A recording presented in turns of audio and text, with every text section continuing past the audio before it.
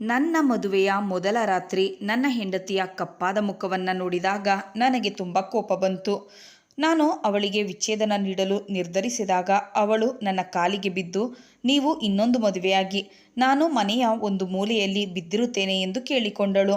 ನಂತರ ನಾನು ಒಬ್ಬ ಸುಂದರ ಮಹಿಳೆಯನ್ನು ಮದುವೆಯಾಗಿ ಮನೆಗೆ ಕರೆತಂದೆ. ನನ್ನ ಮೊದಲ ಹೆಂಡತಿ ಹರ್ಷಿತಾ ಸೇವಕಿಯಾಗಿ ಅವಳ ಸೇವೆ ಮಾಡಲು ಶುರು ಮಾಡಿದಳು. ಮನೆಯಲ್ಲಿದ್ದ ಎಲ್ಲರೂ ಸಂತೋಷವಾಗಿದ್ದರು, ಏಕೆಂದರೆ ಅವರಿಗೆ ಉಚಿತ ಸೇವಕಿ ಸಿಕ್ಕಿದ್ದಳು. ಆದರೆ ಒಂದು ರಾತ್ರಿ ಇದ್ದಕ್ಕಿದ್ದಂತೆ ನಾನು ಹೊರಗೆ ನಿಂತು ಮೌನವಾಗಿ ನನ್ನ ಮನೆಯ ಬಾಗಿಲನ್ನು ನೋಡುತ್ತಿದ್ದೆ. ಏಕೆ ಎಂದು ಗೊತ್ತಿಲ್ಲ, ಬಾಗಿಲು ತೆರೆದು ಒಳಗೆ ಹೋಗಲು ನನಗೆ ಇಂದು ಧೈರ್ಯವಾಗುತ್ತಿರಲಿಲ್ಲ. ಹತ್ತಿರದ ದೇವಸ್ಥಾನದಿಂದ ಭಜನೆಯ ಧ್ವನಿ ಕೇಳಿದಾಗ ನಾನು ಆಕಾಶದ ಕಡೆ ನೋಡಿದೆ. ಚಳಿಗಾಲದ ಸಂಜೆ ಬೇಗನೆ ರಾತ್ರಿಯ ಕತ್ತಲೆಯಾಗಿ ಬದಲಾಗುತ್ತಿತ್ತು. ನಾನು ಒಂದು ದೀರ್ಘ ಉಸಿರು ತೆಗೆದುಕೊಂಡೆ. ಇಷ್ಟಪಡಲಿ ಅಥವಾ ಇಷ್ಟಪಡದೇ ಇರಲಿ, ಕೊನೆಗೆ ನಾನು ನನ್ನ ಮನೆಗೆ ಹೋಗಲೇಬೇಕಿತ್ತು. ಇದಲ್ಲದೆ ನನಗೆ ಬೇರೆ ಯಾವ ಜಾಗವೂ ಇರಲಿಲ್ಲ. ನಾನು ಬಾಗಿಲು ತೆರೆದು ಮನೆಯೊಳಗೆ ಪ್ರವೇಶಿಸಿದೆ. ಇಡೀ ಮನೆ ಎಂದಿನಂತೆ ಹೊಳೆಯುತ್ತಿತ್ತು. ಮಾರ್ಬಲ್ನ ನೆಲದ ಮೇಲೆ ನನ್ನ ಪ್ರತಿಬಿಂಬ ಕಾಣುತ್ತಿತ್ತು. ಈ ಸಂಜೆಯ ವೇಳೆಯಲ್ಲೂ ಮನೆಯಲ್ಲಿ ಎಲ್ಲೂ ಧೂಳಿನ ಒಂದು ಸಣ್ಣ ಗುರುತು ಕೂಡ ಇರಲಿಲ್ಲ. ಮನೆಯನ್ನು ಹಲವಾರು ಬಾರಿ ಸ್ವಚ್ಛಗೊಳಿಸಿದಂತೆ ಭಾಸವಾಗುತ್ತಿತ್ತು. ನನ್ನ ಶೂಗಳು ಮಣ್ಣಿನಿಂದ ತುಂಬಿದ್ದವು. ನಾನು ಮುಂದೆ ನಡೆದಾಗ ನೆಲದ ಮೇಲೆ ನನ್ನ ಹೆಜ್ಜೆ ಗುರುತುಗಳು ಮೂಡುತ್ತಾ ಹೋದವು. ಡ್ರಾಯಿಂಗ್ ರೂಮಿಗೆ ಪ್ರವೇಶಿಸುತ್ತಿದ್ದಂತೆ ನನ್ನ ಕಣ್ಣುಗಳು ಒಳಗಿನ ದೃಶ್ಯದ ಮೇಲೆ ಬಿತ್ತು. ಅಲ್ಲಿ ಬೆಳಕು ಇತ್ತು. ನನ್ನ ಹೆಂಡತಿ ಕೆಂಪು ಉಡುಪಿನಲ್ಲಿ ಅಲಂಕರಿಸಿಕೊಂಡು ಹಾಲ್ನಲ್ಲಿ ಕುಳಿತು ಟಿವಿ ನೋಡುತ್ತಿದ್ದಳು. ಅವಳ ಕೈಯಲ್ಲಿ ಚಹಾದ ಕಪ್ಪಿತ್ತು. ಅವಳನ್ನು ನೋಡಿ ನನ್ನ ತುಟಿಗಳ ಮೇಲೆ ನಗು ಹರಡಿತು. ಅವಳು ತುಂಬ ಸುಂದರವಾಗಿದ್ದಳು. ಒಂದು ಮಗುವಿನ ತಾಯಿಯಾದ ನಂತರವೂ ಅವಳ ಸೌಂದರ್ಯದಲ್ಲಿ ಯಾವುದೇ ಕೊರತೆ ಬಂದಿರಲಿಲ್ಲ. ನನ್ನನ್ನು ನೋಡಿದ ತಕ್ಷಣ ಅವಳು ನನ್ನನ್ನು ಹತ್ತಿರ ಕುಳಿತುಕೊಳ್ಳಲು ಮನಸ್ಸು ಮಾಡಿ ಕೂಗುತ್ತಾ ಹೇಳಿದಳು, ಹರ್ಷಿತಾ, ದಯವಿಟ್ಟು ಅಲೋಕ್ಕಾಗಿಯೂ ಸ್ವಲ್ಪ ಚಹಾ ತೆಗೆದುಕೊಂಡು ಬಾ. ನಾನು ಮೌನವಾಗಿ ಅವಳ ಪಕ್ಕ ಕುಳಿತುಕೊಂಡೆ. ಇಂದು ನನ್ನ ಮನಸ್ಸು ಭಾರವಾಗಿತ್ತು. ನನ್ನ ಹೆಂಡತಿ ಕೂಡ ನನ್ನ ಮುಖವನ್ನು ನೋಡಿ ಏನು ಅರ್ಥ ಮಾಡಿಕೊಳ್ಳುತ್ತಿದ್ದಳು. ಅವಳು ಇತ್ತೀಚೆಗೆ ಬೇರೆ ವಿಷಯಗಳ ಬಗ್ಗೆ ಮಾತನಾಡಿ ನನ್ನ ಗಮನ ಬೇರೆಯೆಡೆಗೆ ಸೆಳೆಯಲು ಪ್ರಯತ್ನಿಸುತ್ತಿದ್ದಳು. ಬಹುಶಃ ನಾನು ಕೂಡ ಯಾವ ವಿಷಯದಿಂದ ತೊಂದರೆಗೊಳಗಾಗಿ ಕಾಣುತ್ತಿದ್ದೇನೆ ಎಂದು ಅವಳಿಗೆ ತಿಳಿದಿರಬೇಕು. ಸ್ವಲ್ಪ ಸಮಯದ ನಂತರ ಹರ್ಷಿತಾ ಚಹಾ ಕಪ್ಪನ್ನು ತೆಗೆದುಕೊಂಡು ಅಡುಗೆ ಮನೆಯಿಂದ ಹೊರಗೆ ಬಂದಳು. ಅವಳನ್ನು ನೋಡಿ ನಾನು ಬೆಚ್ಚಿಬಿದ್ದೆ. ಆದರೆ ಅವಳು ಸುಮ್ಮನೆ ಚಹಾ ಇಟ್ಟು ವಾಪಸ್ ಹೋದಳು. ನನ್ನ ಹೆಂಡತಿ ಅವಳಿಗೆ ಸಂಜೆಯ ಊಟದ ಉದ್ದನೆ ಪಟ್ಟಿಯನ್ನು ಕೊಟ್ಟು ಮಾಡಲು ಹೇಳಿದಳು. ಹರ್ಷಿತಾ ತಲೆ ಅಲ್ಲಾಡಿಸಿ ಅಡುಗೆ ಮನೆಯ ಕಡೆ ಹೋಗುತ್ತಿದ್ದಾಗ ದಾರಿಯಲ್ಲಿ ನೆಲದ ಮೇಲೆ ಬಿದ್ದಿದ್ದ ಆಟಿಕೆಗಳನ್ನು ತೆಗೆದು ಮೇಜಿನ ಮೇಲೆ ಇಟ್ಟಳು. ನನ್ನ ಕಣ್ಣುಗಳು ದೂರದವರೆಗೆ ಅವಳನ್ನು ಹಿಂಬಾಲಿಸುತ್ತಿದ್ದವು. ಆದರೆ ಈಗ ನಾನು ಅಸಹಾಯಕನಾಗಿದ್ದೆ. ಚಹಾದ ಕಪ್ ಕೈಯಲ್ಲಿತ್ತು, ಆದರೆ ನಾನು ಕಳೆದು ಹೋದಂತೆ ಇದ್ದೆ. ಸಂಜೆಯ ಊಟ ತುಂಬ ರುಚಿಯಾಗಿತ್ತು. ಹರ್ಷಿತಾಳ ಕೈಗಳಲ್ಲಿ ಏನೋ ಒಂದು ಮಾಯೆ ಇತ್ತು. ನನ್ನ ಹೆಂಡತಿ ನಿರಂತರವಾಗಿ ತನ್ನ ಮಾತುಗಳನ್ನು ಮಾತನಾಡುತ್ತಿದ್ದಳು ಮತ್ತು ನಾನು ಮೌನವಾಗಿ ಅವಳ ಮಾತುಗಳಿಗೆ ಉತ್ತರಿಸುತ್ತಿದ್ದೆ. ಊಟದ ನಂತರ ನಾನು ಬೇಗನೆ ಮಲಗಲು ಹೋದೆ. ಮನಸ್ಸಿನ ಮೇಲೆ ಎಂತಹ ಭಾರ ಇತ್ತೋ ಗೊತ್ತಿಲ್ಲ. ತುಂಬ ಹೊತ್ತು ಹೊರಳಿ ಬದಲಾಯಿಸಿದ ನಂತರವೂ ನಿದ್ದೆ ಬರಲಿಲ್ಲ. ನನ್ನ ಹೆಂಡತಿ ಗಾಢ ನಿದ್ದೆಯಲ್ಲಿದ್ದಳು. ಮಲಗಿರುವಾಗಲೂ ಅವಳ ಸುಂದರ ಮುಖವನ್ನು ನೋಡುವುದು ಕಷ್ಟವಾಗುತ್ತಿತ್ತು. ನಾನು ಸದ್ದಿಲ್ಲದೆ ಎದ್ದು ಕೋಣೆಯಿಂದ ಹೊರಗೆ ಬಂದೆ. ಸುಮ್ಮನೆ ಕೋಣೆಯಲ್ಲಿ ಅತ್ತಿತ್ತ ತಿರುಗಾಡುತ್ತಿದ್ದಾಗ ನನ್ನ ಕಿವಿಗೆ ಒಂದು ವಿಚಿತ್ರ ಧ್ವನಿ ಬಿತ್ತು. ಧ್ವನಿ ಯಾವ ಕಡೆಯಿಂದ ಬರುತ್ತಿತ್ತೋ ನನ್ನ ಹೆಜ್ಜೆಗಳು ತಾವಾಗಿಯೇ ಆ ದಿಕ್ಕಿಗೆ ಸಾಗಿದವು. ಕೋಣೆಯ ಬಾಗಿಲು ತೆರೆದಿತ್ತು. ನಾನು ಸ್ವಲ್ಪ ಒತ್ತಡ ಹಾಕಿ ಬಾಗಿಲು ತೆರೆದೆ. ನನ್ನ ಮುಂದೆ ಇದ್ದ ದೃಶ್ಯವನ್ನು ನೋಡಿದ ತಕ್ಷಣ ನನ್ನ ತುಟಿಗಳಿಂದ ಒಂದು ಮೌನ ಹೊರಬಿತ್ತು. ನಾನು ಏನನ್ನು ನೋಡಿದೆನೋ ಅದರ ನಂತರ ನನ್ನ ಮೇಲೆ ನಿಯಂತ್ರಣವನ್ನು ಸಾಧಿಸುವುದು ನನಗೆ ಅಸಾಧ್ಯವಾಗಿತ್ತು. ಇದೇ ಕಾರಣದಿಂದ ಇಂದು ನನ್ನ ಮನಸ್ಸು ಭಾರವಾಗಿತ್ತು. ಇದು ಒಂದು ಅಜ್ಞಾತವಾದ ಭಯವಾಗಿತ್ತು. ಇಂದು ನಾನು ಆ ಭಯವನ್ನು ನನ್ನ ಕಣ್ಣುಗಳಿಂದ ನೋಡುತ್ತಿದ್ದೆ. ನಂತರ ಹಿಂದೆ ಓಡುತ್ತಾ ನಾನು ಮತ್ತೆ ನನ್ನ ಕೋಣೆಗೆ ಬಂದೆ. ನನ್ನ ಉಸಿರು ನಿಲ್ಲುವ ಹಾಗೆ ಆಗಿತ್ತು ಮತ್ತು ನನಗೆ ಬೆವರು ಸುರಿಯುತ್ತಿತ್ತು. ಈ ಚಳಿಗಾಲದ ವಾತಾವರಣದಲ್ಲಿಯೂ ನನ್ನ ದೇಹದ ಮೇಲೆ ಇದ್ದ ಬಟ್ಟೆಗಳು ನೆನೆಯುತ್ತಿರುವುದು ನನಗೆ ಕಾಣುತ್ತಿತ್ತು. ನನ್ನ ಹೃದಯ ಜೋರಾಗಿ ಬಡಿದುಕೊಳ್ಳುತ್ತಿತ್ತು. ಕಣ್ಣೀರು ನಿಲ್ಲುತ್ತಿರಲಿಲ್ಲ. ರಾತ್ರಿಯ ಈ ನೀರವದಲ್ಲಿ ಒಂದು ಗಟ್ಟಿಮುಟ್ಟಾದ ಮನುಷ್ಯನಾದ ನನ್ನನ್ನು ಯಾರಾದರೂ ಅಳುತ್ತಾ ನೋಡಿದರೆ ಏನು ಅಂದುಕೊಳ್ಳುತ್ತಿದ್ದರೋ ಗೊತ್ತಿಲ್ಲ. ಆದರೆ ಸತ್ಯವೇನೆಂದರೆ ಕಳೆದ ದಿನಗಳು ನನ್ನನ್ನು ಪೂರ್ಣ ಶಕ್ತಿಯಿಂದ ಅಲುಗಾಡಿಸುತ್ತಿದ್ದವು. ಬಯಸಿಯೂ ನಾನು ನನ್ನ ಜೀವನವನ್ನು ತಲೆಗೆಳಗು ಮಾಡಿದ 2.5 ವರ್ಷಗಳ ಹಿಂದಿನ ಆ ಘಟನೆಯನ್ನು ನೆನಪಿಸಿಕೊಳ್ಳುತ್ತಿದ್ದೆ. ನಾನು ಅಮೆರಿಕದಲ್ಲಿ ಓದಿ ಬಂದಿದ್ದೆ. ಹಾಗಾಗಿ ನನ್ನ ವ್ಯಕ್ತಿತ್ವದಲ್ಲಿ ಒಂದು ವಿಶೇಷ ಹೊಳಪು ಇತ್ತು. ಇಡೀ ಕುಟುಂಬದಲ್ಲಿ ನನ್ನಷ್ಟು ಓದಿದ ಹುಡುಗ ಬೇರೆ ಯಾರೂ ಇರಲಿಲ್ಲ. ಕೆಲವು ತಂದೆ ತಾಯಿ ಚಿಕ್ಕ ವಯಸ್ಸಿನಲ್ಲಿಯೇ ಮಕ್ಕಳನ್ನು ವರ್ಕ್ಶಾಪ್ ಅಥವಾ ತರಕಾರಿ ಗಾಡಿಯ ಮೇಲೆ ನಿಲ್ಲಿಸಿಬಿಡುತ್ತಾರೆ. ಆದರೆ ನನ್ನ ತಂದೆ ತಾಯಿ ಹೇಗಿದ್ದರೆಂದರೆ ಕಷ್ಟಪಟ್ಟು ದುಡಿದರು ನನ್ನನ್ನು ಅಮೆರಿಕಾಗೆ ಓದಲು ಕಳಿಸಿದರು. ನಾನು ಕೂಡ ಸಮರ್ಥನಾಗಿದ್ದೆ. ಆದ್ದರಿಂದ ವಿದ್ಯಾರ್ಥಿ ವೇತನವನ್ನು ಪಡೆದುಕೊಂಡೆ. 5.5 ವರ್ಷಗಳ ಕಾಲ ಅಮೆರಿಕದಲ್ಲಿ ಓದಿದ ನಂತರ ನಾನು ಹಿಂತಿರುಗಿದಾಗ ಸಂಪೂರ್ಣವಾಗಿ ಬದಲಾಗಿದ್ದೆ. ನಾನು ಮನೆಗೆ ಬಂದ ಸಂತೋಷದಲ್ಲಿ ನನ್ನ ಅಮ್ಮ ಇಡೀ ಕುಟುಂಬಕ್ಕೆ ಊಟಕ್ಕೆಂದು ಕರೆದಿದ್ದರು. ಕುಟುಂಬದ ಹೆಂಗಸರು ನನ್ನ ಹಣೆಯನ್ನ ಮುತ್ತಿಟ್ಟು ನನಗಾಗಿ ಪ್ರಾರ್ಥಿಸುತ್ತಿದ್ದರು ಮತ್ತು ಹಾರೈಸುತ್ತಿದ್ದರು. ನಾನು ಎಲ್ಲವನ್ನ ಅರ್ಥ ಮಾಡಿಕೊಳ್ಳುತ್ತಿದ್ದೆ.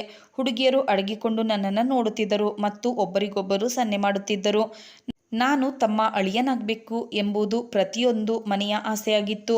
ಈ ಯೋಚನೆ ನನ್ನನ್ನು ಸ್ವಲ್ಪ ಸೊಕ್ಕಿನವನಾಗಿ ಮಾಡಿತ್ತು ಮತ್ತು ನಾನು ಸೊಕ್ಕಿನವನಾಗದೆ ಹೇಗೆ ತಾನೇ ಇರಬಲ್ಲೆ. ನಾನು ಸುಂದರವಾಗಿದ್ದೆ, ಓದಿದ್ದೆ ಮತ್ತು ಭಾರತಕ್ಕೆ ಬರುತ್ತಿದ್ದಂತೆಯೇ ನನಗೆ ಒಂದು ಉತ್ತಮ ನೌಕರಿ ಸಿಕ್ಕಿತ್ತು.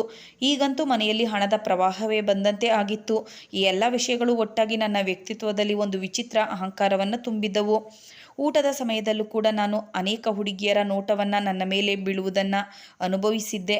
ಆದರೆ ನಾನು ಮದುವೆಯಾದರೆ ನನ್ನ ಇಚ್ಛೆಯಂತೆ ಮತ್ತು ನನ್ನ ಹೆಂಡತಿ ಖಂಡಿತವಾಗಿಯೂ ನನ್ನ ಸಮನಾಗಿ ಇರಬೇಕು. ಈ ಆಲೋಚನೆ ನನ್ನ ಮನಸ್ಸಿನಲ್ಲಿ ಆಳವಾದ ಸ್ಥಾನವನ್ನು ಪಡೆದಿತ್ತು. ಊಟ ಮುಗಿದ ನಂತರ ನನ್ನ ಅಮ್ಮ ಪಾತ್ರೆಗಳನ್ನು ಎತ್ತಿಕೊಳ್ಳುತ್ತಾ ತುಂಬ ಸಂತೋಷವಾಗಿದ್ದರು. ಅವರು ಪದೇ ಪದೇ ನನಗೆ ದೃಷ್ಟಿ ತೆಗೆಯುತ್ತಿದ್ದರು. ಮೊದಲು ಈ ಕುಟುಂಬ ನಮಗೆ ಎಂದಿಗೂ ಮಹತ್ವ ನೀಡಿರಲಿಲ್ಲ ಮತ್ತು ಈಗ ನನ್ನ ಮಗ ಓದಿ ವಿದ್ಯಾವಂತನಾದ ನಂತರ ನೋಡಿ ಹೇಗೆ ಎಲ್ಲರೂ ನಮ್ಮ ಹಿಂದೆ ಮುಂದೆ ತಿರುಗುತ್ತಿದ್ದಾರೆ ಎಂದು ಅವರು ದೊಡ್ಡ ಹೆಮ್ಮೆಯಿಂದ ಹೇಳಿಕೊಳ್ಳುತ್ತಿದ್ದರು. ತಕ್ಷಣ ಅವರು ಅಪ್ಪನ ಪಕ್ಕದಲ್ಲಿ ಕುಳಿತು ನನಗೆ ತಮ್ಮ ಮಗಳ ಸಂಬಂಧ ನೀಡುವ ಬಗ್ಗೆ ಮಾತನಾಡಿದ ಒಬ್ಬ ಸಂಬಂಧಿಕರ ಬಗ್ಗೆ ಹೇಳಲು ಶುರು ಮಾಡಿದರು. ನನಗೆ ಕೋಪ ಬಂತು. ನಾನು ಹೇಳಿದೆ, ಅಮ್ಮ, ನನಗಾಗಿ ಸಂಬಂಧ ನೋಡುವ ಅಗತ್ಯವಿಲ್ಲ. ಮದುವೆಯಾದರೆ ನಾನು ನನ್ನ ಇಚ್ಛೆಯಿಂದಲೇ ಆಗುತ್ತೇನೆ ಎಂದು ಹೇಳಿದೆ. ಆದರೆ ನನ್ನ ಅಮ್ಮನ ಮುಖ ಸಪ್ಪಗಾಯಿತು. ಹೇ, ಅಂತಹ ಮಾತು ಆಡಬೇಡ. ನಿನ್ನ ಇಚ್ಛೆಯಿಂದ ಎಲ್ಲಿಂದ ಹುಡುಗಿಯನ್ನು ಎತ್ತಿಕೊಂಡು ಬರುವೆ? ಮದುವೆಗೆ ಮೊದಲು ಜಾತಿ, ಕುಟುಂಬ ಎಲ್ಲವನ್ನ ನೋಡಬೇಕಾಗುತ್ತದೆ ಮತ್ತು ಮುಖ್ಯವಾದ ವಿಷಯವೇನೆಂದರೆ ಹುಡುಗಿ ಮನೆ ನಿಭಾಯಿಸುವವಳಾಗಿ ಇರಬೇಕು. ಆದ್ದರಿಂದ ಮದುವೆಯನ್ನು ನಾನು ನನ್ನ ಇಚ್ಛೆಯಿಂದಲೇ ಮಾಡುತ್ತೇನೆ ಮತ್ತು ಚಿಂತೆ ಮಾಡಬೇಡ. ನಾನು ನಿನಗಾಗಿ ವಜ್ರದಂತಹ ಹುಡುಗಿಯನ್ನು ಹುಡುಕಿಕೊಂಡು ಬರುತ್ತೇನೆ ಎಂದರು. ಅಮ್ಮನ ಮಾತಿಗೆ ನಾನು ನಕ್ಕಿದೆ. ಅಮ್ಮ, ನನಗೆ ವಜ್ರದಂತಹ ಹುಡುಗಿಯೇ ಬೇಕಾಗಿತ್ತು. ಇದೇ ಸಮಯದಲ್ಲಿ ನನ್ನ ಮೊಬೈಲ್ನಲ್ಲಿ ಯಾರದ್ದೋ ಕರೆ ಬರುತ್ತಿತ್ತು. ನಾನು ಮೊಬೈಲ್ ಕೈಯಲ್ಲಿ ತೆಗೆದುಕೊಂಡು ಮನೆಯಿಂದ ಹೊರಗೆ ಬಂದೆ. ಆದರೆ ಮನಸ್ಸು ಇನ್ನೂ ಅಮ್ಮನ ಮಾತುಗಳಲ್ಲಿಯೇ ಸಿಲುಕಿಕೊಂಡಿತ್ತು. ಮದುವೆಯ ಕನಸುಗಳು ನನ್ನ ಹೃದಯದಲ್ಲಿ ಮೊದಲೇ ಇದ್ದವು ಮತ್ತು ಹೇಗಿದ್ದರೂ ಮದುವೆಯ ಆಸೆ ಇಲ್ಲದ ಯುವಕ ಯಾರಿದ್ದಾನೆ? ಉತ್ತಮ ಮನೆ, ಉತ್ತಮ ಶಿಕ್ಷಣ, ಹಣದ ಕೊರತೆ ಇರಲಿಲ್ಲ. ಈಗ ಜೀವನದಲ್ಲಿ ನನ್ನೊಂದಿಗೆ ಹೆಜ್ಜೆ ಹಾಕಿ ನಡೆಯುವ ಒಬ್ಬ ಸುಂದರ ಸಂಗಾತಿಯ ಕೊರತೆ ಇತ್ತು. ಒಂದು ದಿನ ನಾನು ಆಫೀಸ್ನಿಂದ ಮನೆಗೆ ಬಂದಾಗ ಮನೆಯಲ್ಲಿ ಸ್ವಲ್ಪ ಅಸಾಮಾನ್ಯ ಚಟುವಟಿಕೆಗಳು ಕಂಡವು. ನನ್ನ ಕೋಣೆಯನ್ನು ಪ್ರವೇಶಿಸಿದಾಗ ಒಬ್ಬ ಮಹಿಳೆ ನನ್ನ ಮುಂದೆ ಕುಳಿತಿದ್ದಳು. ಅವಳು ಇದ್ದಕ್ಕಿದ್ದಂತೆ ಎದ್ದು ನನ್ನ ಹಣೆಯನ್ನು ಮುತ್ತಿಡಲು ಶುರು ಮಾಡಿದಳು. ನಾನು ಸೂಕ್ಷ್ಮವಾಗಿ ನೋಡಿದಾಗ ಅವರ ರೂಪ ಸ್ವಲ್ಪ ಪರಿಚಿತವಾಗಿ ಕಂಡಿತು. ನಾನು ಪ್ರಶ್ನಿಸುವ ನೋಟದಿಂದ ಅಮ್ಮನ ಕಡೆ ನೋಡಿದೆ. ಅಮ್ಮ ನಕ್ಕರು. ಇವಳು ನಿನ್ನ ಅತ್ತೆ, ಬೇರೆ ನಗರದಲ್ಲಿ ಇರುತ್ತಾರೆ. ನೀನು ಅಮೆರಿಕದಿಂದ ಬಂದಿರುವ ಸುದ್ದಿ ಕೇಳಿ ನಿನ್ನನ್ನು ನೋಡಲು ಬಂದಿದ್ದಾರೆ. ಅಮ್ಮನ ಮಾತಿಗೆ ನಾನು ಅರ್ಥ ಮಾಡಿಕೊಂಡ ರೀತಿಯಲ್ಲಿ ತಲೆ ಅಲ್ಲಾಡಿಸಿದೆ. ಅತ್ತೆ ನನ್ನೊಂದಿಗೆ ತುಂಬ ಪ್ರೀತಿಯಿಂದ ವರ್ತಿಸುತ್ತಿದ್ದರು. ಅವರೊಂದಿಗೆ ಅವರ ಪತಿಯೂ ಇದ್ದರು. ಅವರು ಕೂಡ ಒಳ್ಳೆಯ ಮನುಷ್ಯರಂತೆ ಕಂಡರು. ಹೌದು, ಅವರ ಉಡುಗೆ ತೊಡುಗೆಯಿಂದ ಅವರು ಹೆಚ್ಚು ಶ್ರೀಮಂತರಲ್ಲ ಎಂದು ಅನಿಸುತ್ತಿತ್ತು. ಬಟ್ಟೆಗಳು ಸರಳವಾಗಿದ್ದವು. ಅಪ್ಪ ಅವರೊಂದಿಗೆ ತುಂಬ ಪ್ರೀತಿಯಿಂದ ವರ್ತಿಸುತ್ತಿದ್ದರು ಮತ್ತು ಅಮ್ಮ ಕೂಡ ಪದೇ ಪದೇ ತಿನ್ನಲು ತಿಂಡಿಗಳನ್ನು ಅವರ ಮುಂದೆ ಇಡುತ್ತಿದ್ದರು.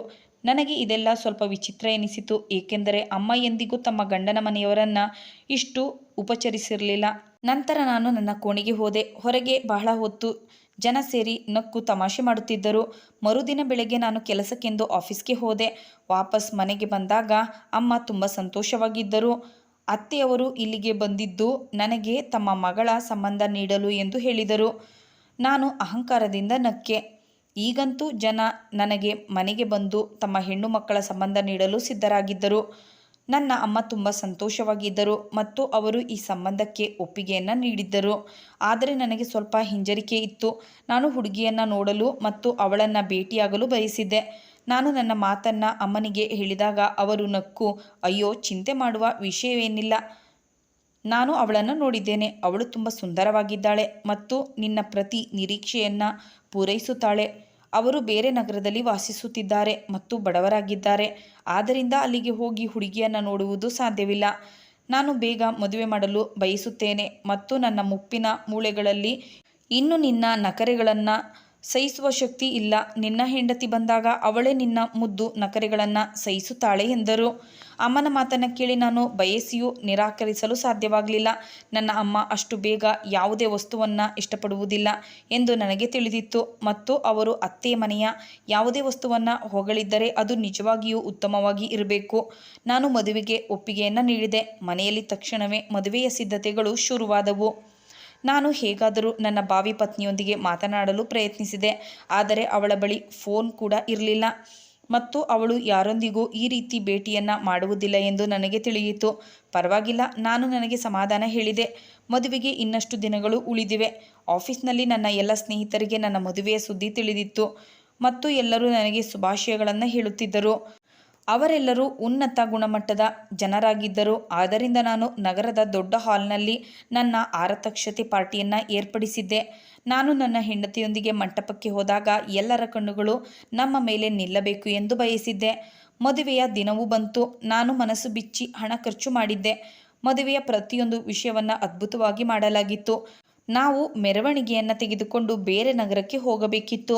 ಪ್ರಯಾಣದ ಆಯಾಸ ನಮ್ಮೆಲ್ಲರಿಗೂ ಆಯಾಸ ನೀಡಿತ್ತು, ಆದರೆ ನನಗೆ ನನ್ನ ಮದುವೆಯ ಸಂತೋಷವಿತ್ತು. ಆದರೂ ನಾನು ಚಿಕ್ಕ ಮನೆಯಲ್ಲಿ ವರನಾಗಿ ಕುಳಿತಾಗ ನನಗೆ ಉಸಿರುಗಟ್ಟಿದಂತೆ ಅನಿಸಲು ಶುರುವಾಯಿತು. ನನಗೆ ಅಲ್ಲಿ ಕುಳಿತುಕೊಳ್ಳುವುದು ತುಂಬ ಕೆಟ್ಟದಾಗಿ ಅನಿಸುತ್ತಿತ್ತು. ನಾನು ಅಮ್ಮನಿಗೆ ಹೇಳಿದೆ, ಅತ್ತಿಗೆ ಮದುವೆಯನ್ನು ಯಾವುದಾದರೂ ಮದುವೆ ಹಾಲ್ನಲ್ಲಿ ಮಾಡಲಿ ಎಂದು ಹೇಳಿದ್ದೆ.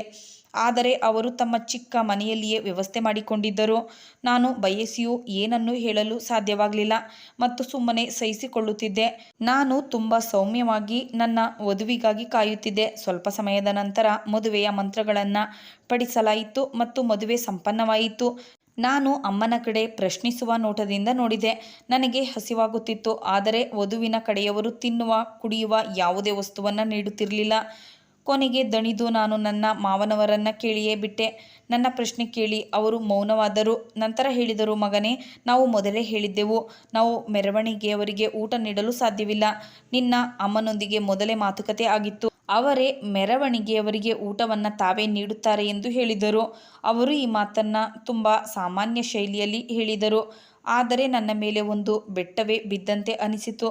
ನನಗೆ ತುಂಬ ಕೋಪ ಬಂತು. ಇದು ನೇರವಾಗಿ ನನ್ನ ಅವಮಾನವಾಗಿತ್ತು. ನನ್ನೊಂದಿಗೆ ಬಂದ ಅತಿಥಿಗಳು ಅತ್ತಿತ್ತ ಊಟವನ್ನು ಹುಡುಕಾಡುತ್ತಿದ್ದರು ಮತ್ತು ನನ್ನ ಮುಖ ನಾಚಿಕೆಯಿಂದ ಕೆಂಪಾಯಿತು. ಅತ್ತೆಯವರ ವಿರುದ್ಧ ಇದು ನನ್ನ ಮನಸ್ಸಿನಲ್ಲಿ ಮೂಡಿದ ಮೊದಲ ಗಂಟಾಗಿತ್ತು. ನಾನು ಸುಮ್ಮನೆ ಎದ್ದು ಒಬ್ಬ ಪರಿಚಿತರಿಗೆ ಫೋನ್ ಮಾಡಿ ಊಟಕ್ಕೆ ಹೇಳಿದೆ. ನಾನು ಅಮ್ಮನಿಗೆ ಎಲ್ಲವನ್ನು ಕೇಳಲು ಬಯಸಿದ್ದೆ, ಆದರೆ ಅದು ಸರಿಯಾದ ಸಮಯವಾಗಿರಲಿಲ್ಲ. ಪರವಾಗಿಲ್ಲ ಬಿಡು ಎಂದು ನನಗೆ ನಾನೇ ಸಮಾಧಾನ ಮಾಡಿಕೊಂಡೆ. ನನ್ನ ವಧುವನ್ನು ನನ್ನ ಮುಂದೆ ತಂದು ಕುಳ್ಳಿರಿಸಿದಾಗ ನನಗೆ ಸ್ವಲ್ಪ ಸಮಾಧಾನವಾಯಿತು. ಅವಳು ಉದ್ದನೆಯ ನಿಲುವಿನವಳಾಗಿದ್ದಳು ಮತ್ತು ಮುಖದ ಮೇಲೆ ಮುಸುಕು ಹಾಕಿಕೊಂಡಿದ್ದಳು. ಅವಳ ಅಲಂಕೃತ ರೂಪವನ್ನು ನೋಡಿ ಅವಳು ಖಂಡಿತವಾಗಿಯೂ ತುಂಬ ಸುಂದರವಾಗಿರಬೇಕು ಎಂದು ನನಗೆ ಅನಿಸಿತು. ಈಗ ನನಗೆ ಅವಳನ್ನು ನೋಡುವ ಆತುರ ಶುರುವಾಯಿತು. ಸ್ವಲ್ಪ ಸಮಯದ ನಂತರ ಮೆರವಣಿಗೆ ಹೊರಟು ನಗರದ ಕಡೆ ಸಾಗಿತು. ನಾವು ವಾಪಸ್ ತಲುಪಿದಾಗ ರಾತ್ರಿಯಾಗಿತ್ತು. ಅಮ್ಮನಿಗೆ ಸಂಪ್ರದಾಯಗಳ ಚಿಂತೆ ಇತ್ತು. ಚಿಕ್ಕ ಚಿಕ್ಕ ಹಲವು ಸಂಪ್ರದಾಯಗಳನ್ನು ಮಾಡುತ್ತಾ ರಾತ್ರಿ 10:30ಯಿಂದ 11 ಗಂಟೆ ಆಯಿತು. ಕೊನೆಗೆ ನಾನು ಸನ್ನೆ ಮಾಡಿ ಅಮ್ಮನಿಗೆ ಈಗ ನಾನು ನನ್ನ ಕೋಣೆಗೆ ಹೋಗಲು ಬಯಸುತ್ತೇನೆ ಎಂದು ತಿಳಿಸಿದೆ. ಸನ್ನೆ ಎಲ್ಲರೂ ನೋಡಿದರು ಮತ್ತು ನಗಲು ಶುರು ಮಾಡಿದರು. ನಂತರ ಅಮ್ಮ ನನ್ನ ಹೆಂಡತಿಯನ್ನು ಕೋಣೆಯೊಳಗೆ ಕರೆದುಕೊಂಡು ಹೋಗಿ ಕುಳ್ಳಿರಿಸಿದರು. ಅವರ ಮುಖದ ಮೇಲೆ ಒಂದು ವಿಚಿತ್ರ ನಗು ಇತ್ತು. ಅದರ ಕಾರಣ ನನಗೆ ಅರ್ಥವಾಗಲಿಲ್ಲ. ಅತಿಥಿಗಳು ಕೋಣೆಯಿಂದ ಹೊರಗೆ ಹೋದರು. ಬಾಗಿಲು ಮುಚ್ಚಿ ಹಿಂತಿರುಗಿದೆ. ಹಾಸಿಗೆಯ ಮೇಲೆ ನನ್ನ ಹೆಂಡತಿ ತನ್ನ ಲೆಹಂಗವನ್ನು ಹರಡಿಕೊಂಡು ಕುಳಿತಿದ್ದಳು. ಕೋಣೆಯನ್ನು ಗುಲಾಬಿ ಹೂಗಳಿಂದ ಬಹಳ ಸುಂದರವಾಗಿ ಅಲಂಕಾರ ಮಾಡಲಾಗಿತ್ತು. ನಾನು ನಿಧಾನವಾಗಿ ನಡೆಯುತ್ತಾ ಹಾಸಿಗೆಯ ಕಡೆ ಹೋಗಿ ಅವಳ ಮುಂದೆ ಹೋಗಿ ಕುಳಿತುಕೊಂಡೆ. ಇಂದು ನನ್ನ ಆಸೆಗಳು ಈಡೇರುವ ದಿನವಾಗಿತ್ತು. ನನ್ನ ಅದ್ಭುತ ಜೀವನದಲ್ಲಿ ಇದ್ದ ಒಂದು ಕೊರತೆ ಇಂದು ಪೂರ್ಣಗೊಂಡಿತ್ತು. ಒಬ್ಬ ಸುಂದರ ಪತ್ನಿ, ಅವಳ ಉಪಸ್ಥಿತಿ ನನ್ನನ್ನು ಸಂಪೂರ್ಣಗೊಳಿಸುತ್ತಿತ್ತು. ನಾನು ಕೈಚಾಚಿ ಅವಳ ಮುಸುಕನ್ನು ತೆಗೆದೆ. ಆದರೆ ಮುಂದಿನ ಕ್ಷಣವೇ ನನ್ನ ಕಾಲುಗಳು ಕೆಳಗಿನ ಭೂಮಿ ಜರುಗಿದಂತೆ ಆಯಿತು. ನನ್ನ ಕಣ್ಣುಗಳು ಆಶ್ಚರ್ಯದಿಂದ ಅರಳಿದವು, ಏಕೆಂದರೆ ಎದುರಿಗೆ ನನ್ನ ಅತ್ತೆಯ ಮಗಳು ಕುಳಿತಿದ್ದಳು. ಅವಳು ನಗುತ್ತಿದ್ದಳು, ಆದರೆ ಅವಳ ನಗುವಿನ ಹೊರತಾಗಿಯೂ ಮುಖದ ಮೇಲೆ ಯಾವುದೇ ವಿಶೇಷ ಹೊಳಪು ಇರಲಿಲ್ಲ. ಅವಳ ಬಣ್ಣ ತುಂಬ ಕಪ್ಪಾಗಿತ್ತು. ಕಣ್ಣು, ಮೂಗು, ತುಟಿಗಳು ಕೂಡ ಸಾಮಾನ್ಯವಾಗಿದ್ದವು. ಮತ್ತು ಮುಖ್ಯವಾಗಿ ಅವಳ ಎಡಗೆನ್ನೆಯ ಮೇಲೆ ಒಂದು ಉಬ್ಬಿದ ದೊಡ್ಡ ಮಚ್ಚೆ ಇತ್ತು. ನನ್ನ ಹೃದಯದಲ್ಲಿ ಒಂದು ನೋವು ಎದ್ದಿತು. ಅವಳು ಸುಮ್ಮನೆ ಕುಳಿತಿದ್ದಳು, ಬಹುಶಃ ನನ್ನ ಹೊಗಳಿಕೆಯ ಅಥವಾ ಮುಖ ನೋಡಿದ ಉಡುಗೊರೆಯ ನಿರೀಕ್ಷೆಯಲ್ಲಿದ್ದಳು. ಆದರೆ ಒಂದು ನೋಟ ಹಾಕಿದ ನಂತರ ನನಗೆ ಮತ್ತೆ ಅವಳ ಕಡೆ ನೋಡಲು ಮನಸ್ಸಾಗಲಿಲ್ಲ. ದುಃಖ ಮತ್ತು ಕೋಪದಿಂದ ನನ್ನ ಮೆದುಳಿನ ನರಗಳು ಸಿಡಿಯುವಂತೆ ಆಯಿತು. ಅಮ್ಮ ಇದೇನು ಮಾಡಿದರು? ಅವರು ನೀನು ತುಂಬ ಸುಂದರವಾಗಿದೆಯಾ ಎಂದು ಹೇಳಿದ್ದರು. ಆದರೆ ನಿನ್ನ ರೂಪ ಎಂತಹದಿದೆ ಎಂದರೆ ನಾನು ನಿನ್ನನ್ನು ಒಮ್ಮೆ ನೋಡಿದ ನಂತರ ಮತ್ತೆ ನೋಡಲು ಸಾಧ್ಯವಿಲ್ಲ. ನೀನು ನನ್ನ ನಿರೀಕ್ಷೆಗಳನ್ನು ಪೂರೈಸಲಿಲ್ಲ. ನೋಡದೆ ನಿನ್ನ ಮದುವೆಯಾಗಿದ್ದು ನನ್ನಿಂದ ಆದ ದೊಡ್ಡ ತಪ್ಪು. ಈ ಕಹಿ ಮಾತುಗಳು ನನ್ನ ತುಟಿಯಿಂದ ಹೊರಬಂದವು. ಅಲ್ಲಿಯವರೆಗೆ ನಿಧಾನವಾಗಿ ನಗುತ್ತಿದ್ದ ಅವಳು ಇದ್ದಕ್ಕಿದ್ದಂತೆ ನನ್ನ ಕಡೆ ನೋಡಿದಳು. ನನ್ನ ಮಾತುಗಳು ಅವಳ ಕಣ್ಣುಗಳಲ್ಲಿ ನೀರು ತಂದಿದ್ದವು. ನಾನು ದ್ವೇಷಭರಿತ ನೋಟದಿಂದ ಅವಳನ್ನು ನೋಡಿದೆ. ಅಸಹ್ಯದಿಂದ ಮುಖ ತಿರುಗಿಸಿಕೊಂಡೆ. ನನಗೆ ಯಾವಾಗಲೂ ಬಿಳಿಯ ಬಣ್ಣದ ಸುಂದರ ಹುಡುಗಿಯ ಆಸೆ ಇತ್ತು, ಮತ್ತು ನನ್ನ ಹೆಂಡತಿಯ ಬಣ್ಣ ಇಷ್ಟು ಕಪ್ಪಾಗಿರುತ್ತದೆ ಎಂದು ನಾನು ಎಂದಿಗೂ ಕನಸಿನಲ್ಲಿಯೂ ಅಂದುಕೊಂಡಿರಲಿಲ್ಲ. ಕಪ್ಪು ಬಣ್ಣದ ಮೇಲೆ ಹಚ್ಚಿದ ಮೇಕಪ್ ಅವಳನ್ನು ಇನ್ನಷ್ಟು ಒರಟು ಮತ್ತು ಕೊಳಕು ಮಾಡುತ್ತಿತ್ತು. ನಾನು ಗಾಬರಿಯಿಂದ ಹಾಸಿಗೆಯಿಂದ ಕೆಳಗಿಳಿದು, ನಾನು ನಿನಗೆ ವಿಚ್ಛೇದನ ನೀಡುತ್ತೇನೆ. ನಾನು ನಿನ್ನನ್ನು ನನ್ನ ಹೆಂಡತಿಯನ್ನಾಗಿ ಇಟ್ಟುಕೊಳ್ಳಲು ಸಾಧ್ಯವಿಲ್ಲ. ನಾಳೆ ಆರತಕ್ಷತೆಯಲ್ಲಿ ಎಲ್ಲರೂ ನಿನ್ನನ್ನು ನೋಡಿ ನನ್ನನ್ನು ಹಾಸ್ಯ ಮಾಡುತ್ತಾರೆ ಎಂದೆ. ನನ್ನ ಈ ಮಾತುಗಳಿಂದ ಅವಳ ಮುಖದ ಮೇಲೆ ಒಂದು ಸ್ತಬ್ಧತೆ ಆವರಿಸಿತು. ಅವಳು ಇದ್ದಕ್ಕಿದ್ದಂತೆ ಹಾಸಿಗೆಯಿಂದ ಕೆಳಗೆ ಇಳಿದು ನನ್ನ ಕಾಲುಗಳನ್ನು ಹಿಡಿದು, ಇಲ್ಲ ಅಲೋಕ್, ದೇವರ ಸಲುವಾಗಿ ನನಗೆ ವಿಚ್ಛೇದನ ನೀಡಬೇಡಿ. ನನ್ನ ತಂದೆ ತಾಯಿ ತುಂಬ ಬಡವರು. ಈ ಆಘಾತ ಅವರಿಗೆ ಪ್ರಳಯದಂತಿದೆ. ನಾನು ಕೊಳಕು ಆಗಿದ್ದರೆ ಅದರಲ್ಲಿ ಅವರ ತಪ್ಪೇನಿದೆ? ನಾನು ನಿಮಗೆ ಎಲ್ಲ ಸಂತೋಷವನ್ನು ನೀಡುತ್ತೇನೆ. ದಯವಿಟ್ಟು ನನಗೆ ವಿಚ್ಛೇದನ ನೀಡಬೇಡಿ ಎಂದಳು. ತುಂಬ ಅಳುತ್ತಿದ್ದಳು, ಆದರೆ ಅವಳ ಕಪ್ಪಾದ ಕೈಗಳು ನನ್ನ ಬಿಳಿಯ ಕಾಲುಗಳ ಮೇಲೆ ತುಂಬ ವಿಚಿತ್ರವಾಗಿ ಕಾಣುತ್ತಿದ್ದವು. ನಾನು ಹಿಂದೆ ಸರಿದೆ. ನಾನು ನನ್ನ ತಲೆಯ ಮೇಲಿನ ಪೇಟವನ್ನು ತೆಗೆದು ಬಿಸಾಡಿದೆ. ಕೋಣೆಯ ಪ್ರತಿಯೊಂದು ವಸ್ತುಗಳನ್ನು ನಾಶ ಮಾಡಬೇಕು ಎಂದು ನನ್ನ ಮನಸ್ಸು ಬಯಸುತ್ತಿತ್ತು. ಈ ಗುಲಾಬಿ ಹೂಗಳಿಂದ ಅಲಂಕರಿಸಿದ ಕೋಣೆ, ಈ ಕೋಣೆಯಲ್ಲಿ ಹಾಕಿದ ದೀಪಾಲಂಕಾರ, ಪ್ರತಿಯೊಂದು ವಸ್ತುಗಳನ್ನು ತೆಗೆದು ಈ ಹುಡುಗಿಯೊಂದಿಗೆ ಹೊರಗೆ ಎಸೆಯಬೇಕು. ಆದರೆ ಅವಳು ತುಂಬ ಅಳುತ್ತಿದ್ದಳು. ಇದ್ದಕ್ಕಿದ್ದಂತೆ ಅವಳು ತನ್ನ ಸ್ಥಳದಿಂದ ಎದ್ದು, ನಿಮಗೆ ನನ್ನ ರೂಪರೇಖೆ ಇಷ್ಟವಿಲ್ಲದಿದ್ದರೆ ನೀವು ಇನ್ನೊಂದು ಮದುವೆಯಾಗಿ, ನಾನು ನಿಮ್ಮನ್ನು ಎಂದಿಗೂ ತಡೆಯುವುದಿಲ್ಲ. ಆದರೆ ನನ್ನಿಂದ ನಿಮ್ಮ ಹೆಸರನ್ನು ಮಾತ್ರ ಕಸಿದುಕೊಳ್ಬೇಡಿ. ನಾನು ಇಲ್ಲಿಯೇ ಮನೆಯ ಒಂದು ಮೂಲೆಯಲ್ಲಿ ಬಿದ್ದುಕೊಂಡು ಇರುತ್ತೇನೆ ಮತ್ತು ನಿಮ್ಮೆಲ್ಲರ ಸೇವೆ ಮಾಡುತ್ತೇನೆ. ನಾನು ನಿಮ್ಮನ್ನು ತುಂಬ ಪ್ರೀತಿಸುತ್ತೇನೆ ಮತ್ತು ನೀವಿಲ್ಲದೆ ನಾನು ಇರಲು ಸಾಧ್ಯವಿಲ್ಲ ಎಂದಳು. ಅವಳ ಮಾತಿಗೆ ನನ್ನೊಳಗೆ ದ್ವೇಷದ ಇನ್ನೊಂದು ಅಲೆ ಎದ್ದಿತು. ಅವಳೊಂದಿಗೆ ಯಾವುದೇ ರೀತಿಯ ಸಂಬಂಧ ನನಗೆ ಈಗ ಸಹಿಸಿಕೊಳ್ಳಲಾಗುತ್ತಿರಲಿಲ್ಲ. ಆದರೆ ನಾನು ಏನನ್ನ ಮಾಡಲು ಸಾಧ್ಯವಾಗಲಿಲ್ಲ. ಬಹಳ ಹೊತ್ತು ಕೋಣೆಯಲ್ಲಿ ತಿರುಗಾಡಿದ ನಂತರ ಕೊನೆಗೆ ನಾನು ಬಾಗಿಲು ತೆರೆದು ಹೊರಗೆ ಬಂದೆ. ನನ್ನ ಅಮ್ಮ ಹೊರಗೆ ಹಾಲ್ನಲ್ಲಿ ಸೋಫಾದ ಮೇಲೆ ಕುಳಿತಿದ್ದರು. ನಾನು ಹೊರಗೆ ಬರುವುದನ್ನು ನೋಡಿ ಅವರ ಮುಖದ ಮೇಲೆ ಮತ್ತೊಮ್ಮೆ ನಗು ಬಂದಿತ್ತು. ಈ ರಾತ್ರಿ ಈ ಸಮಯದಲ್ಲಿ ನಾನು ಏಕೆ ಹೊರಗೆ ಬಂದಿದ್ದೇನೆ ಎಂದು ಅವರು ನನ್ನನ್ನು ಕೇಳಲೇ ಇಲ್ಲ. ಬದಲಿಗೆ ಅವರು ಮೌನವಾಗಿ ಕುಳಿತು ಜಪಮಾಲೆ ಜಪಿಸುತ್ತಿದ್ದರು. ನಾನು ಮನೆಯಿಂದ ಹೊರಗೆ ಬಂದೆ. ಎಷ್ಟು ಹೊತ್ತು ರಸ್ತೆಗಳಲ್ಲಿ ಅಲೆದಾಡಿದೇನೋ ಗೊತ್ತಿಲ್ಲ. ಕೊನೆಗೆ ನಾನು ನನ್ನ ಇಷ್ಟದ ಪ್ರಕಾರ ಒಬ್ಬ ಸುಂದರ ಹುಡುಗಿಯನ್ನು ಖಂಡಿತ ಮದುವೆಯಾಗಬೇಕು ಎಂದು ನಿರ್ಧರಿಸಿ, ಮರುದಿನ ಆರತಕ್ಷತೆ ಪಾರ್ಟಿ ಇತ್ತು. ಅವಳು ತನ್ನ ಮುಖದಿಂದ ಮುಸುಕು ತೆಗೆಯಬಾರದು ಎಂದು ನಾನು ಅವಳಿಗೆ ಮೊದಲೇ ಹೇಳಿದ್ದೆ. ಆ ಪಾಪದವಳು ನನ್ನ ಮಾತನ್ನು ಒಪ್ಪಿಕೊಂಡಳು. ಆರತಕ್ಷತೆಯಲ್ಲಿ ಮುಸುಕು ಹಾಕುತ್ತಿರುವುದು ನಿಯಮವಾದರೂ ಅಮ್ಮ ಎಲ್ಲರನ್ನ ಸಮಾಧಾನಪಡಿಸುತ್ತಿದ್ದರು. ನನ್ನ ಮನಸ್ಸು ಅವಳಿಂದ ಸಂಪೂರ್ಣವಾಗಿ ದೂರವಾಗಿತ್ತು. ಮದುವೆಯ ನಂತರದ ಔತಣಕೂಟಗಳಿಗೆ ನಾನು ನೆಪ ಹೇಳಿ ನಿರಾಕರಿಸುತ್ತಿದ್ದೆ. ಮರುದಿನವೇ ನಾನು ಕೆಲಸಕ್ಕೆ ಹೋದೆ. ನನ್ನ ಸ್ನೇಹಿತ ವಿಕ್ರಮ್ಗೆ ವಿಷಯ ಅರ್ಥವಾಯಿತು ಮತ್ತು ಅಂದು ಸಂಜೆ ನನ್ನನ್ನು ತನ್ನ ಮನೆಗೆ ಊಟಕ್ಕೆಂದು ಆಹ್ವಾನಿಸಿದ. ನಾನು ಮನಸ್ಸಿಲ್ಲದಿದ್ದರೂ ನನ್ನ ಪತ್ನಿ ಹರ್ಷಿಕಾಳನ್ನು ಕರೆದುಕೊಂಡು ಅವನ ಮನೆಗೆ ಹೋದೆ. ಅಲ್ಲಿ ವಿಕ್ರಮ್ನ ತಂಗಿ ಟೇಬಲನ್ನು ಅಲಂಕರಿಸುತ್ತಿದ್ದಳು. ಅವಳನ್ನು ನೋಡಿ ನಾನು ತಕ್ಷಣ ಆಕರ್ಷಿತನಾದೆ. ಅವಳು ಅತ್ಯಂತ ಸುಂದರ ಬಿಳಿಯ ಬಣ್ಣದವಳಾಗಿದ್ದಳು. ಹೇಗಾದರೂ ಮಾಡಿ ಅವಳನ್ನೇ ನನ್ನ ಪತ್ನಿಯನ್ನಾಗಿ ಮಾಡಿಕೊಳ್ಳಬೇಕೆಂದು ನಿರ್ಧರಿಸಿದೆ. ನನ್ನ ಕೊಳಕು ಹೆಂಡತಿ ಹರ್ಷಿಕಾ ಇದನ್ನೆಲ್ಲ ಮೌನವಾಗಿ ನೋಡುತ್ತಿದ್ದಳು. ಮರುದಿನವೇ ನಾನು ವಿಕ್ರಮ್ಗೆ ಮನಸ್ಸಿನ ಮಾತನ್ನು ಹೇಳಿದೆ. ನನ್ನ ಉನ್ನತ ಸ್ಥಾನ ಮತ್ತು ಹಣದಿಂದಾಗಿ ಅವನು ಒಪ್ಪಿಕೊಂಡ. ಒಂದು ವಾರದ ನಂತರ ನಾನು ಸಂಜನಾಳನ್ನು ಮದುವೆಯಾಗಿ ಮನೆಗೆ ಕರೆತಂದೆ. ಅವಳ ಸೌಂದರ್ಯವನ್ನು ನೋಡಿ ಹರ್ಷಿಕಾ ಮೌನವಾಗಿ ಕೋಣೆಯಿಂದ ಹೊರಗೆ ಹೋದಳು. ನಾನು ದ್ವೇಷದಿಂದ ಅವಳ ಬಟ್ಟೆಗಳನ್ನು ಹೊರಗಿಟ್ಟು ಸ್ಟೋರ್ ರೂಮ್ನಲ್ಲಿ ಮಲಗಲು ಹೇಳಿದೆ. ಅಮ್ಮ ಬೆಳಗ್ಗೆಯಿಂದ ರಾತ್ರಿಯವರೆಗೆ ಹರ್ಷಿಕಾಳಿಂದ ಕೆಲಸ ಮಾಡಿಸುತ್ತಿದ್ದರು ಮತ್ತು ಅವಮಾನಿಸುತ್ತಿದ್ದರು. ನನಗೆ ಹರ್ಷಿಕಾಳಲ್ಲಿ ಆಸಕ್ತಿ ಇಲ್ಲದ ಕಾರಣ ಅಮ್ಮನ ವರ್ತನೆ ನನಗೆ ಅಷ್ಟಾಗಿ ಪರಿಣಾಮ ಬೀರಲಿಲ್ಲ. ನಾನು ನನ್ನ ಹೊಸ ಜೀವನದಲ್ಲಿ ಮುಳುಗಿದ್ದೆ. ಸಂಜನಾ ಫ್ಯಾಷನ್ ಪ್ರಿಯಳಾಗಿದ್ದಳು ಮತ್ತು ಮನೆಯ ಕೆಲಸಗಳನ್ನೆಲ್ಲ ಹರ್ಷಿಕಾ ನೋಡಿಕೊಳ್ಳುತ್ತಿದ್ದಳು. ಮದುವೆಯ ನಂತರ ನಾನು ಸಂಜನಾ ಜೊತೆ ಹನಿಮೂನ್ಗೆ ಹೋಗಿದ್ದೆ. ಹಿಂತಿರುಗಿದಾಗ ಅವಳು ಗರ್ಭಿಣಿಯಾಗಿದ್ದಳು. ನಾನು ಸಂತೋಷವಾಗಿದ್ದೆ. ಆದರೆ ಮನೆಯಲ್ಲಿ ನೆರಳಿನಂತೆ ಸುಮ್ಮನೆ ಓಡಾಡುತ್ತಿದ್ದ ಹರ್ಷಿಕಾ ಮಾತ್ರ ನನ್ನ ಮನಸ್ಸನ್ನು ಕಾಡುತ್ತಿದ್ದಳು. ಅವಳು ಎಂದಿಗೂ ಏನನ್ನೂ ಹೇಳುತ್ತಿರಲಿಲ್ಲ. ಹಲವು ಬಾರಿ ಅಮ್ಮ ಅವಳನ್ನು ಹೊಡೆದರು ಮತ್ತು ಅವಳು ಸುಮ್ಮನೆ ಸಹಿಸಿಕೊಳ್ಳುತ್ತಿದ್ದಳು. ಒಂದು ದಿನ ಹಾಲು ಚೆಲ್ಲಿದಾಗ ಅಮ್ಮ ಅವಳನ್ನು ಕೋಲಿನಿಂದ ಎಷ್ಟೊಂದು ಹೊಡೆದರೆಂದರೆ ಅವಳು ತುಂಬ ಅಳಲು ಆರಂಭಿಸಿದಳು. ಆದರೂ ಅವಳ ತುಟಿಗಳಿಂದ ಒಂದು ದೂರು ಕೂಡ ಹೊರಬರಲಿಲ್ಲ. ಏಕೆ ಎಂದು ಗೊತ್ತಿಲ್ಲ. ಆ ದಿನ ನನ್ನ ಮನಸ್ಸಿನಲ್ಲಿ ಒಂದು ವಿಚಿತ್ರ ಅಶಾಂತಿ ತುಂಬಿತ್ತು.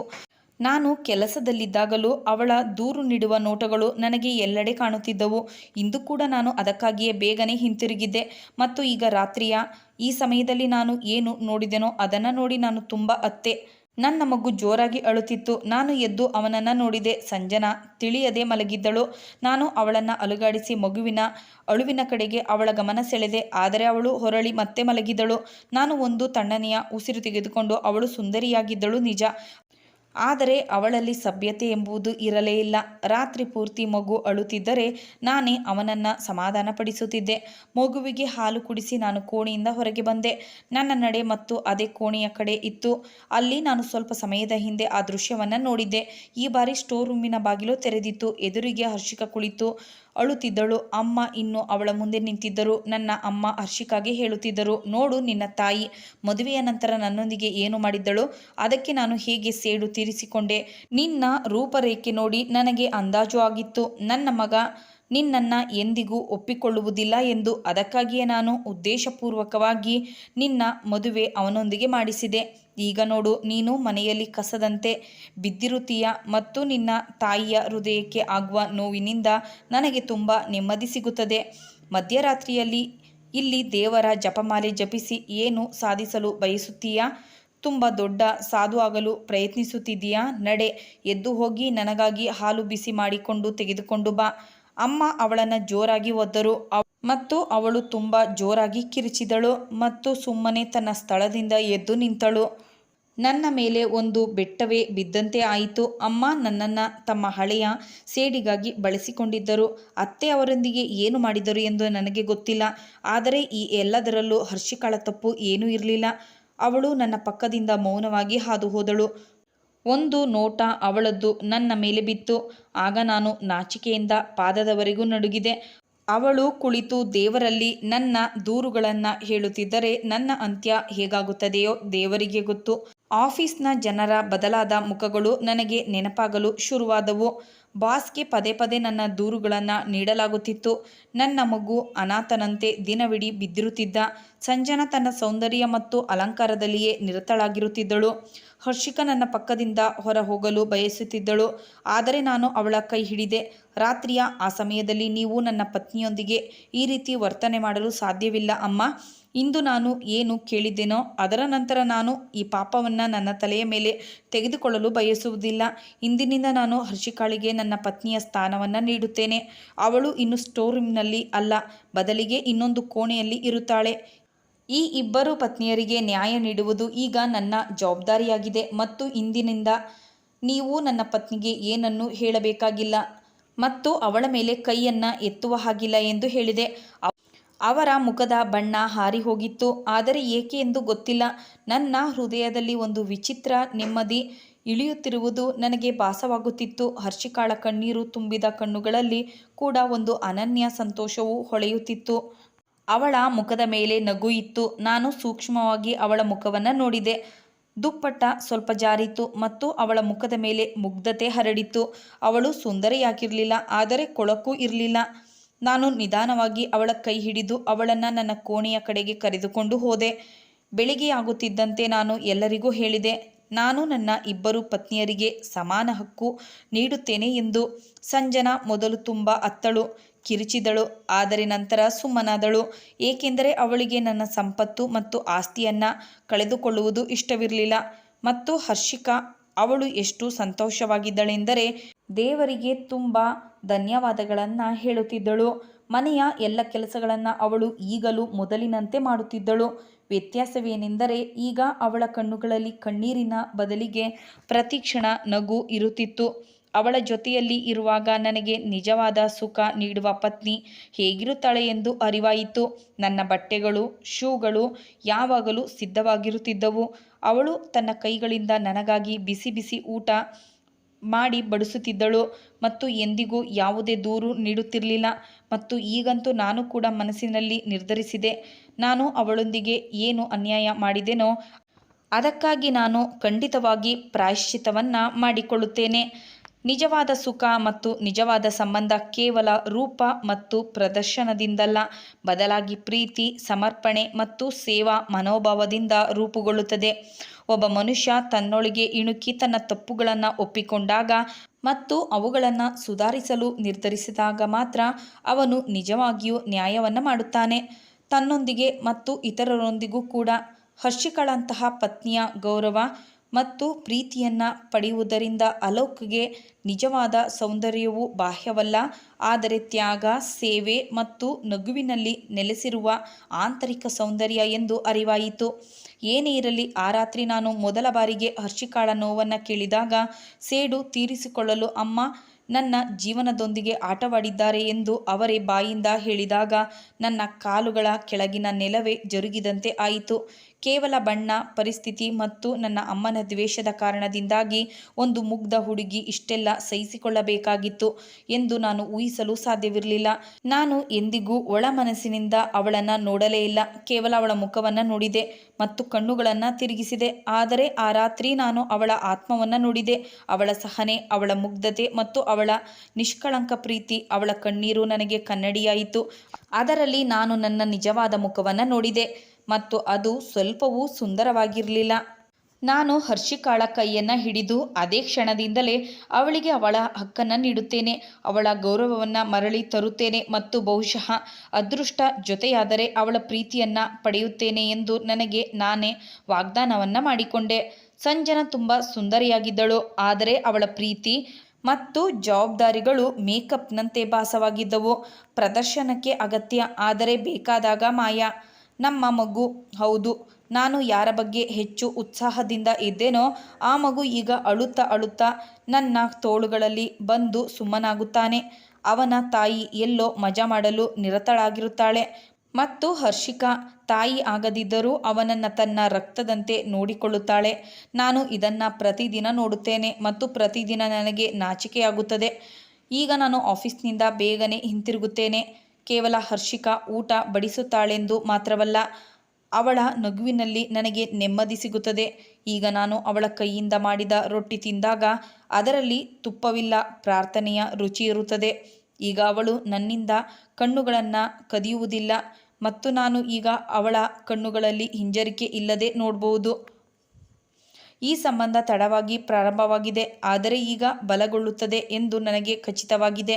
ನಾನು ತುಂಬ ತಪ್ಪು ಮಾಡಿದ್ದೇನೆ ಎಂದು ನನಗೆ ತಿಳಿದಿದೆ, ಆದರೆ ಈಗ ನಾನು ಪ್ರತಿದಿನ ಒಂದು ಸಣ್ಣ ಹೆಜ್ಜೆ ಅವಳ ಕಡೆಗೆ, ಅವಳ ಹೃದಯದ ಕಡೆಗೆ ಇಡುತ್ತಿದ್ದೇನೆ ಮತ್ತು ಅವಳು ಈಗ ನಿಧಾನವಾಗಿ ನನ್ನ ಕಡೆಗೆ ಬರುತ್ತಿದ್ದಾಳೆ ಎಂದು ನನಗೆ ಅನಿಸುತ್ತಿದೆ. ಯಾರಾದರೂ ನನ್ನನ್ನು ನಿಜವಾದ ಪ್ರೀತಿ ಹೇಗಿರುತ್ತದೆ ಎಂದು ಕೇಳಿದರೆ ನಾನು ಅದು ಹರ್ಷಿಕಾಳಂತೆ ಇರುತ್ತದೆ.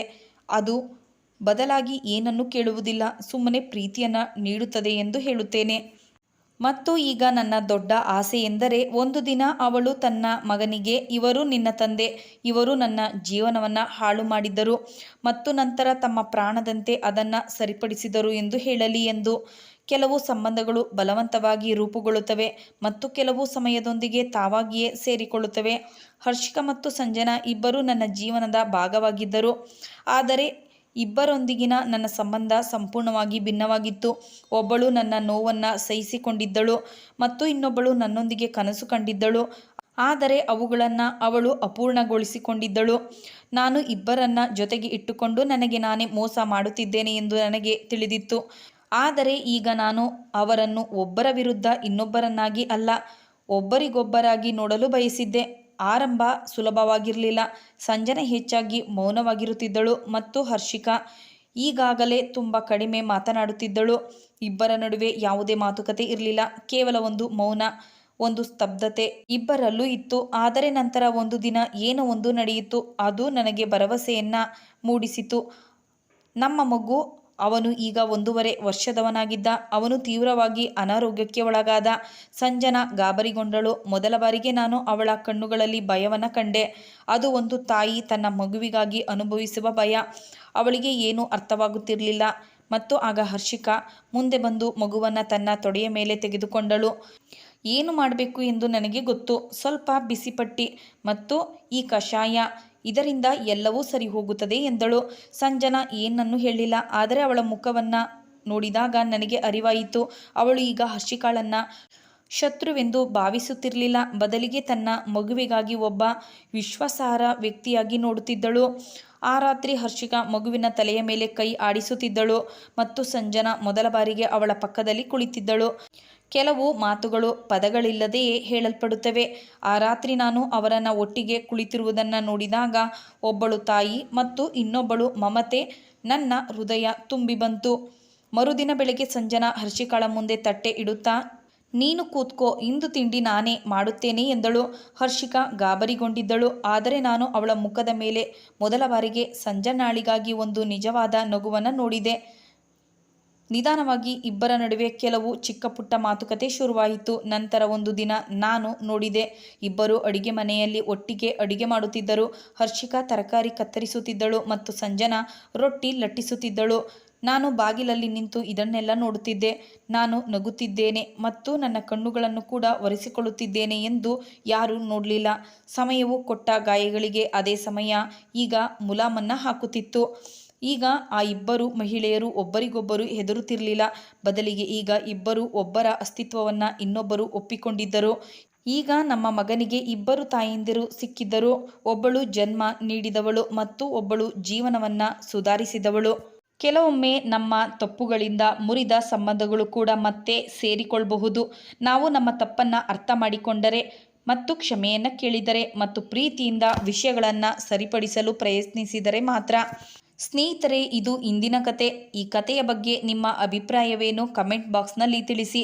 ನಿಮಗೆ ಕತೆ ಇಷ್ಟವಾಗಿದ್ದಲ್ಲಿ ವಿಡಿಯೋವನ್ನು ಲೈಕ್ ಮಾಡಿ ಮತ್ತು ಚಾನಲನ್ನು ಸಬ್ಸ್ಕ್ರೈಬ್ ಮಾಡಿಕೊಳ್ಳಿ. ಕಥೆಯನ್ನು ಕೇಳಿದ ತಮಗೆಲ್ಲರಿಗೂ ಧನ್ಯವಾದಗಳು. Thanks for watching.